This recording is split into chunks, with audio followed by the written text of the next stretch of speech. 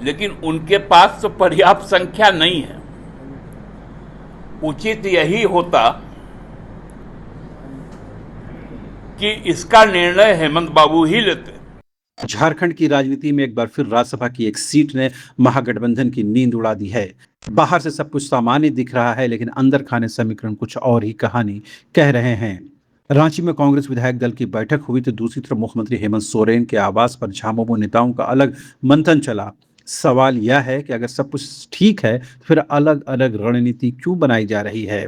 राजनीतिक गलियारों में चर्चा है कि राज्यसभा की एक सीट पर अब तक सहमति नहीं बन पाई है। झामुमो इस बार बिना राजनीतिक सम्मान के समझौता करने के मूड में दिखाई नहीं दे रहा है। वहीं कांग्रेस के लिए यह चुनाव प्रतिष्ठा का सवाल बन गया है। उनका आवेदन हो सकता था, उनका निवेदन हो सकता था, लेकिन निर्णय लेके उन्होंने हमें ठेस पहुंचाया है और पार्टी की भावना को हेमंत बाबू समझते हैं और उचित निर्णय लेंगे। खास बात यह है कि बिहार चुनाव में झामुमो के साथ जो व्यवहार हुआ उससे पार्टी अब तक उबर नहीं पाई है।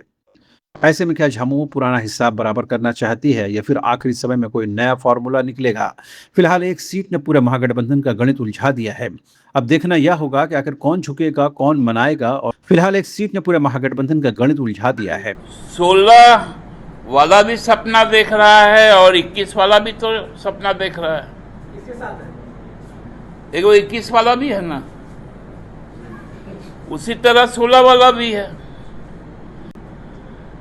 लेकिन हमने कांग्रेस के साथ में एक तरफा प्यार सैक्रिफाइस के साथ किया है। हमने उनको 9 सीटें लोकसभा में दी है और उनका जो 2 स्कोरिंग हुआ है वो स्कोरिंग का भी,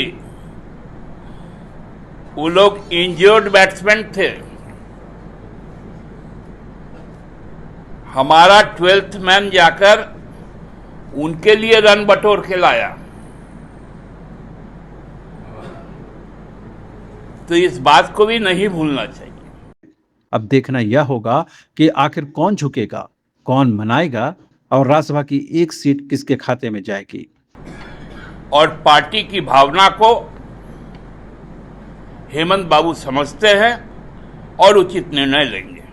16 वाला भी सपना देख रहा है और 21 वाला भी तो सपना देख रहा है। किसके साथ है?